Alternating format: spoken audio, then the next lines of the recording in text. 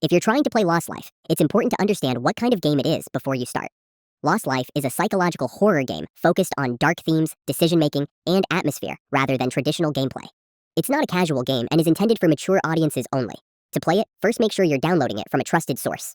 Lost Life is not officially available on major app stores in many regions, so people often find it through third-party sites or PC versions. Be extremely careful and avoid fake downloads that include malware. Once installed, launch the game and start a new playthrough. The game is mostly point-and-click and choice-based.